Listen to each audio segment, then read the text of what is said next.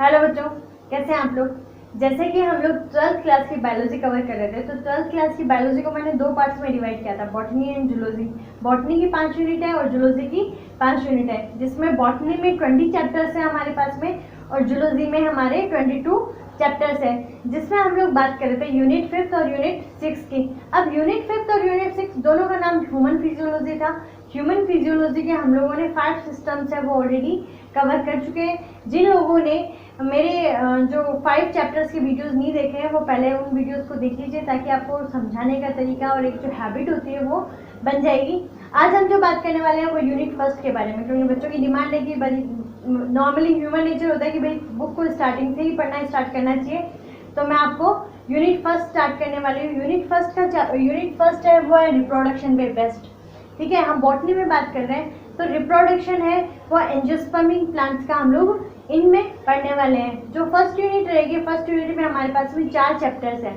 4 chapters में हम बात करें कि इन चारों चैप्टर्स से 3 नंबर का क्वेश्चन आता है, जिसमें से सेकंड और थर्ड है वो चैप्टर थोड़ा लेंदी रहेगा, उसमें से 2-2 नंबर के क्वेश्चन पूछे जाते हैं। और जो फर्स्ट और फोर्थ है उसमें से अल्टरनेट एक नंबर का क्वेश्चन पूछा जाता है कि भाई फर्स्ट चैप्टर से एक साल में क्वेश्चन पूछ लिया 1 नंबर का, तो नेक्स्ट ईयर में किससे पूछेंगे, 4th चैप्टर से पूछेंगे।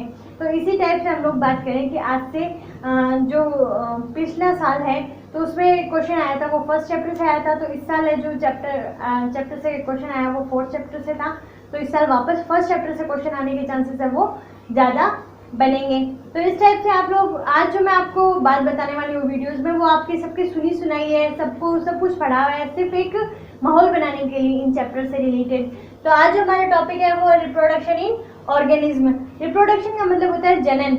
जीवों में जनन होना एक आवश्यक प्रक्रिया है, जिसमें कि हम लोग बात करते हैं कि लिविंग ऑर्गेनिज्म और नॉन लिविंग ऑर्गेनिज्म का जब हम लोग डिफरेंस देखते हैं 11th क्लास में, तो हमें पता है कि growth, reproduction, metabolism, cellular organisation, ये सारी चीज़ें क्या है, हमारे लिविंग होने का सबसे बड़ा सबूत देती है। ठीक है, तो इस टाइप से हम लोग डिफरेंस देखते हैं। तो हम बात करते हैं यहाँ पे, जो मैंने आपको नंबर्स बता दिए इस यूनिट के, इसमें 4 चैप्टर्स हम लोग कवर करने वाले हैं। फर्स्ट है तो वो रिप्रोडक्शन के बेस पे है, तो यहाँ पे आपको बेसिक इन्फो मिलेगी सिर्फ रिप्रोडक्शन की। और रिप्रोडक्शन में बात करें या हम जीवों के जनन के बारे में बात करें, तो जीवों में जनन क्या होता है, तो क्या होगा कि कोई भी विकसित जीव है वो अपने समान किसी संतति को पैदा करता है, तो वो क्या कहलाता है, जनन कहलाता है। जनन एक जैविक प्रक्रिया है। तो reproduction is a biological process by which an organism produce it's offspring. Offspring का मीन्स होता है उसकी संतति। और उसके आगे मैंने एक बात और नोटिस की, सिमिलर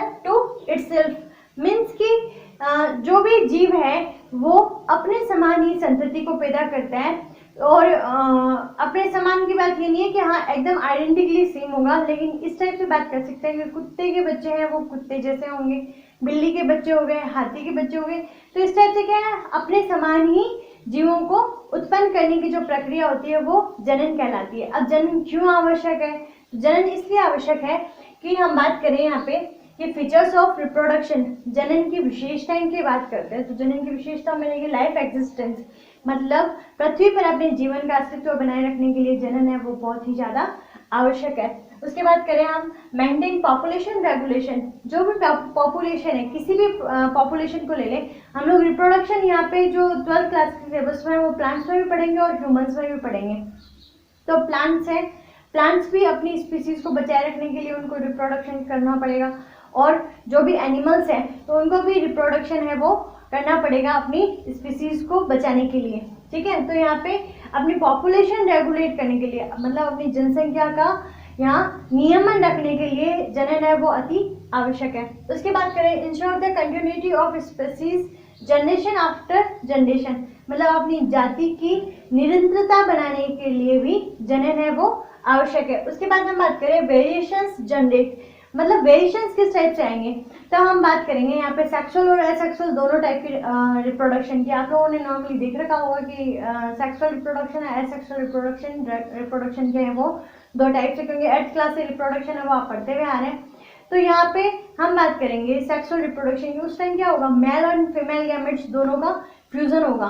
तो यहाँ पे 2 चीजें हैं वो मिक्स होकर कोई एक नया जीव बना रही है, तो उसमें क्या होगी, वेरिएशंस होगी, मतलब कुछ लक्षण यहाँ से आएंगे कुछ लक्षण यहाँ से आएंगी। तो इस टाइप से वेरिएशन होती है, ये क्या होती है, हमारे विभिन्नताएं होती है। उसके बाद में रिप्लेसमेंट, प्रतिस्थापन। हम बोले तो किसी भी जीव की कोई प्राकृतिक मृत्यु हो जाए, प्राकृतिक मृत्यु होने से क्या करेगा कि एक जीव दूसरे को क्या कर देगा, रिप्लेस कर देगा। रिप्लेस करने का इन द सेंस ये नहीं है कि भाई वो मर गया तो उसकी जगह उसने ले ली, ठीक है। यहाँ ये है कि कोई है कि बच्चा पैदा हुआ है तो वो थोड़े दिन में क्या होगा, किशोरावस्था में आएगा।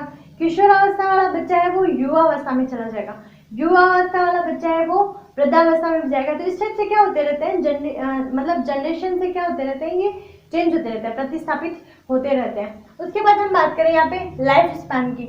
लाइफ स्पैन जो जीवन काल होता है, जीवन काल किसे कहते हैं, जीवन काल एक ऐसा पीरियड है जो किसी के भी जन्म से लेके उसकी मरने तक की अवधि, उसकी नेचुरल डेथ की अवधि है। तो life span is the period from birth to the natural death of an organism. किसी भी जीव की जन्म से लेके उसकी नेचुरल मृत्यु तक, उसकी जो प्राकृतिक मृत्यु है वहां तक का जो टाइम होगा वो उसका जीवन काल कहलाएगा।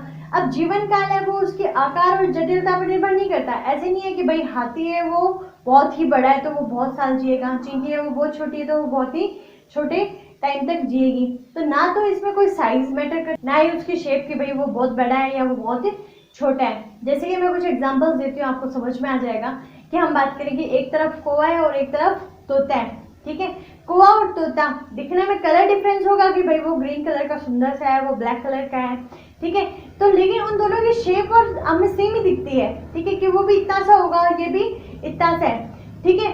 लेकिन ऐसा बोलते हैं कि कौवा है वो 15 से 16 साल जीता है और जो तोता है वो कितने साल जीता है, 140 साल तक जी सकता है। अब 140 साल तक जी सकता है तो नॉर्मली पुराने मतलब यदि स्टोरियाँ आप लोगों ने सुनी होगी तो उसमें कहते थे कि भाई राजा अपनी जान है वो तोते में बंद करके रख देता है, कि तोता है वो 140 साल जीने वाला है, तो वहाँ पे क्या रहेगी, जान उसकी सेफ रहेगी, ठीक है। ये सिर्फ मतलब कहने के लिए बात थी, याद रखने के लिए आपको कि तोता है वो बहुत साल जीता है। तो इसी के साथ हम यदि प्लांट्स की बात करें तो प्लांट्स में आम का पेड़ और जो पिंपल का पेड़ है, आम का और पिंपल का पेड़ है वो दिखने में दोनों हम बोल सकते हैं कि भाई दोनों एक जैसे ही दिख रहे हैं, लेकिन पिंपल है वो बहुत साल जीता है, मतलब 2500 साल भी जी सकता है। और जो यहाँ पे आम की बात करें तो वो 250 साल तक ही जीता है। तो इस टाइप से क्या है, मतलब हर एक का जो जीवन अवधि है वो भगवान ने डिसाइड किया और सबकी अलग अलग डिसाइड की हुई है। तो इस टाइप से ये जो यहाँ पे जो फर्स्ट चैप्टर की स्टार्टिंग है, फर्स्ट चैप्टर में जितना भी मैंने मटेरियल लिखा है, इस मटेरियल से यहाँ पे जो आरबीसी बेस्ड पे क्वेश्चन बनेगा वो सिर्फ जीवन अवधि का होगा यहाँ पे, ठीक है। उसके बाद हम बात करें कि जो टाइप्स ऑफ रिप्रोडक्शन है, आप लोगों ने सामने पढ़ रखे हैं, आज मैं सिर्फ आपको क्या करवा रही हूँ, रिवाइज करवा रही हूँ कि आप थोड़ा थोड़ा बस माइंड में घुस जाए कि हाँ ये सारे वर्ड्स हैं, जो टर्म्स है रिप्रोडक्शन से रिलेटेड वो आपको थोड़ी थोड़ी ध्यान में आ जाए कि हाँ भाई ये हमें आगे पढ़नी है। तो हम यहाँ पे बात करें कि टाइप्स ऑफ रिप्रोडक्शन में दो टाइप्स होते हैं, एक एसेक्सुअल रिप्रोडक्शन और सेक्सुअल रिप्रोडक्शन। एसेक्सुअल को बोलते हैं अलैंगिक और सेक्सुअल को बोलते हैं लैंगिक जनन। अब हम एसेक्सुअल की बात करें तो एसेक्सुअल में लिखा है मैंने यहाँ पे वन पेरेंट इज नीडेड, मतलब एक पेरेंट होगा वो अपनी संततियां हैं वो जनरेट कर लेगा। अब जो एक पेरेंट है, ठीक है, एक ही जनक है, तो एक जनक है वो क्या करेगा, मीन्स की कोई प्लांट है, ठीक है, उस प्लांट की डाली ली और डाली लेके कहीं पे और लगा दिया, ठीक है, दो प्लांट्स बन गए। तो उसी टाइप से क्या होता है यहाँ एसेक्सुअल रिप्रोडक्शन में कि बस कि उसका कोई भी पोर्शन लिया और पोर्शन लेके यहाँ पे कोई नई संतति बन गई। तो ये रहता है हमारे एसेक्सुअल रिप्रोडक्शन में। सेक्सुअल रिप्रोडक्शन में 2 पेरेंट्स की आवश्यकता होती है, यहाँ पे लिखा है 2 पेरेंट्स आर रिक्वायर्ड। तो 2 पेरेंट्स किस टाइप से रहेंगे कि एक मेल और फीमेल दोनों के गैमेट्स बनेंगे। तो ये बातें भी आप लोगों ने सुन रखी है, बस मैं आपको रिवाइज करवाने की कोशिश कर रही हूँ। तो 2 पेरेंट्स आर रिक्वायर्ड, ये फर्स्ट डिफरेंस था इसके बीच में। सेकेंड की बात करें, गैमेट्स आर नॉट फॉर्म्ड, और यहाँ पे लिखा है गैमेट्स आर फॉर्म्ड। गैमेट्स का मतलब होता है युग्मक। युग्मक का मीन्स हो गया कि जैसे हम सेल की बात करें, ठीक है, अब सेल की बात करने के साथ साथ में हमें केंद्र की बात करनी पड़ेगी, केंद्र के साथ में गुणसूत्र की। और यदि आपने 11th क्लास में यदि बहुत अच्छे से पढ़ाई कर रखी है, जो सेल बायोलॉजी हमारा साइटोलॉजी वाला टॉपिक था वो आप लोगों ने बहुत अच्छे से पढ़ रखा है, तो यहाँ पे मेरे को आपसे ज़्यादा माथाफोड़ी नहीं करनी पड़ेगी, क्योंकि जो साइटोलॉजी है उसमें हर चीज़ ये एक्सप्लेन की हुई है कि गैमेट्स किस टाइप से फॉर्म होते हैं, ठीक है। तो मैं आपको एक नॉर्मल सी बात बताती हूँ कि ये सेल है, ठीक है। अब सेल है, सेल के अंदर क्या पाया जाता है, न्यूक्लियस पाया जाता है। अब इस न्यूक्लियस के अंदर क्या पाया जाता है, क्रोमोसोम्स का एक नेटवर्क बना होता है जिसको क्रोमेटिन जाल बोलते हैं, ठीक है। अब ये जो क्रोमोसोम्स होते हैं, क्रोमोसोम्स ह्यूमन की बात करें तो ह्यूमन में क्रोमोसोम्स कितने होंगे, 46 क्रोमोसोम्स होंगे। 46 है वो 23 के पेयर में रहेंगे, ये बात भी आपको ध्यान में होगा कि 23 के पेयर में यहाँ पे क्या पाया जाता है, क्रोमोसोम्स पाए जाते हैं।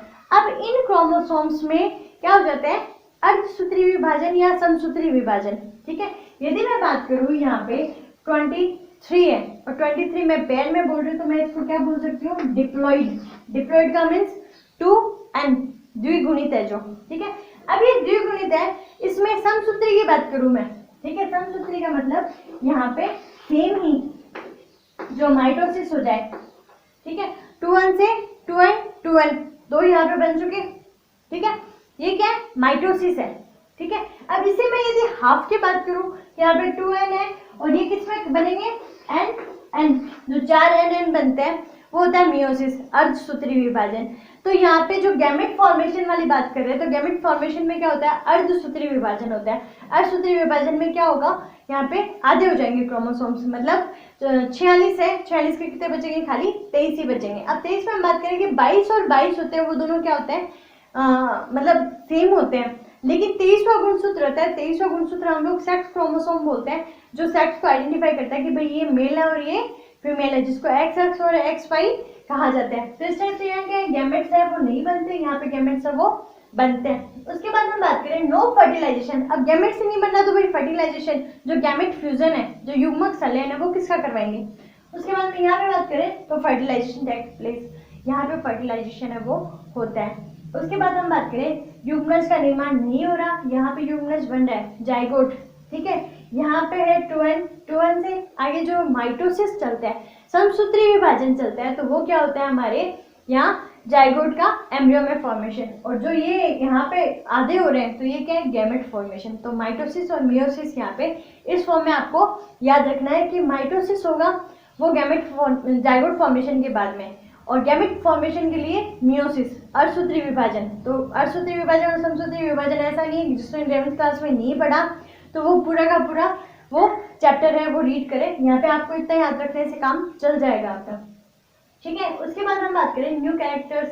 मतलब न्यू कैरेक्टर कब बनेगा, जब मैंने आपको यहाँ पे वेरिएशन वाली बात बताई थी कि कोई दो गैमेट है उनका फ्यूजन होके कोई न्यू कैरेक्टर बन रहा है, कोई नई संतति बन रही है। ठीक है, लेकिन यहाँ पे तो बनती है, ये बात तो आपको समझ में आ गई कि वेरिएशन से यहाँ पे डेवलप होंगे, लेकिन यहाँ पे खाली म्यूटेशन के कंडीशन में। म्यूटेशन होता है, ये भी आप लोगों ने 11th क्लास में पढ़ा है, म्यूटेशन होता है उत्परिवर्तन। मीन्स कि डीएनए हमारे जो यहाँ पे गुणसूत्र के अंदर पाए जाने वाले डीएनए, ये मतलब बहुत डीपली स्ट्रक्चर है सेल के अंदर, पता नहीं क्या क्या क्या कहाँ से कहाँ तक ये स्ट्रक्चर होती है, वो मैं सेल बायोलॉजी में आपको अच्छे से समझा दूंगी। जिसे 11th में नहीं पढ़ी है तो वापस जब मैं वो यूनिट्स करवाऊँ तब पढ़ लीजिएगा। तो हम बात करें कि यहाँ पे जो डीएनए का सीक्वेंस अचानक से चेंज हो जाए, डीएनए के सीक्वेंस में अचानक से कोई परिवर्तन आना क्या कहलाता है, यहाँ पे म्यूटेशन कहलाता है। तो उस कंडीशन में क्या है, कोई नई संतति उत्पन्न हो सकती है, अदरवाइज तो क्या चलेगी, वो आइडेंटिकली सेम ही चलेगी। नेक्स्ट मैंने लिखा है नो मियोसिस।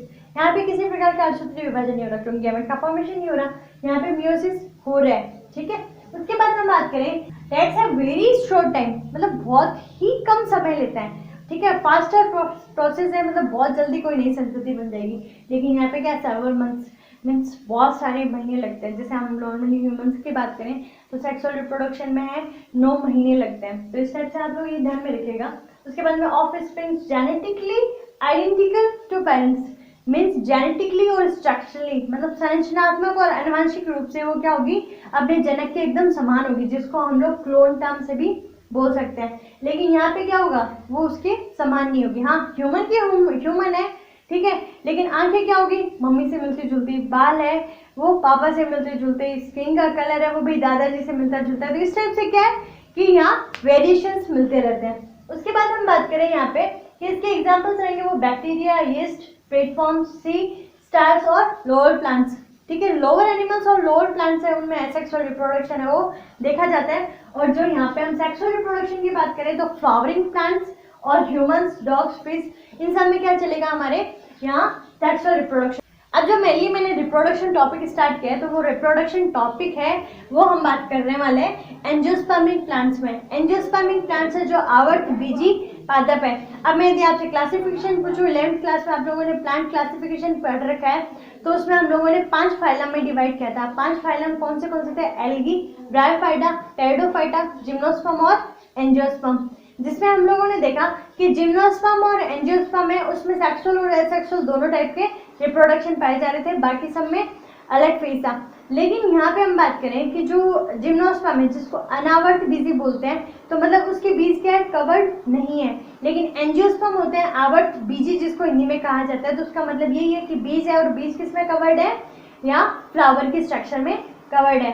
अब हम लोग जहाँ पे एंजियोस्पर्म की बात करेंगे, तो एंजियोस्पर्म में हम लोग देखेंगे कि बीज के जर्मिनेशन से लेके, मतलब ऐसे जो लाइफ स्पर्म की डेफिनेशन बोल रही हूँ ना कि बच्चे के बर्थ से लेके उसकी नेचुरल डेथ तक, तो यहाँ पे एंजियोस्पर्म का जो लाइफ स्पर्म रहेगा वो कब तक रहेगा कि बीज की जर्मिनेशन हुई है, मतलब बीज का अंकुरण हुआ है, बीज का अंकुरण होने से बीज के फॉर्मेशन तक, मतलब नया बीज बनने तक। ठीक है, तो ये क्या होगा? हमारे एंजियोस्पर्मिंग में पाया जाएगा। अब एंजियोस्पर्मिंग में एक क्वेश्चन यहाँ पे पूछा जाता है, जो आपका फर्स्ट पैराग्राफ रहेगा, पीढ़ी एकांतरण किसे कहते हैं, मतलब अल्टरनेशन ऑफ जनरेशन। तो इसमें मैं बात करूँ कि जो एंजियोस्पर्म एक प्लांट है, ठीक है, लेट सपोज कि एक प्लांट है, ठीक है, प्लांट में क्या पाई जाती है? रूट्स भी होती है, स्टेम भी होती है, लीव्स भी होती है, शाखाएं होती है, उसी के साथ में फ्लावर्स भी पाए जाते हैं। ठीक है, तो यहाँ पे दो वर्ड्स यूज करेंगे, एक तो स्पोरोफाइटिक और एक करेंगे गैमेटोफाइटिक। एक होता है बीजाणुद्भिद और एक होता है युग्मकोद्भिद। तो ध्यान में रखना कि बीजाणुद्भिद ये आप लोगों ने 11th में पढ़ा हुआ है, सेम वही है।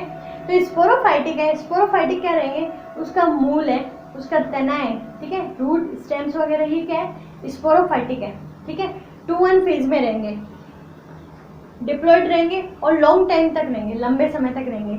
लेकिन यहाँ पे गैमेटोफाइट की बात करूँ तो गैमेटोफाइट क्या है? गैमेट्स तो क्या है? थोड़ी टाइम के लिए बनते हैं कि भाई दोनों जो मेल प्लांट्स और फीमेल प्लांट्स यूज करेंगे, दोनों के गैमेट्स बने, दोनों में फ्यूजन हुआ, भाई नया जाइगोट बन गया और नया जाइगोट वापस स्पोरोफाइटिक में कन्वर्ट हो जाएगा। तो इस टाइप से आपको ध्यान में रखना है कि प्लांट है, प्लांट में एक फ्लावर पाया जा रहा है, फ्लावर में मेल ऑर्गन रहेंगे, फीमेल ऑर्गन्स रहेंगे, दोनों में गैमेट्स बनेंगे, दोनों का फ्यूजन होगा, वापस एक नया सीड बन जाएगा, वो एक नया प्लांट क्रिएट कर देगा। तो इस टाइप से क्या है यहाँ पे, ये जो स्पोरोफाइटिक है और गैमेटोफाइटिक है, इन दोनों को क्या चलता रहेगा?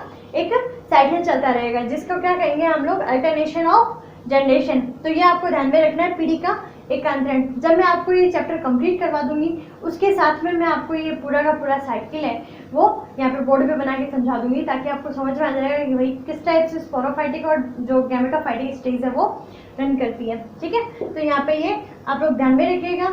कल हम लोग फर्स्ट चैप्टर है वो लगभग कवर करने का कोशिश करेंगे, छोटा सा चैप्टर है। तो खुश रहिए, मुस्कुराते रहिए और घर पे सुरक्षित रहिए। Thank you.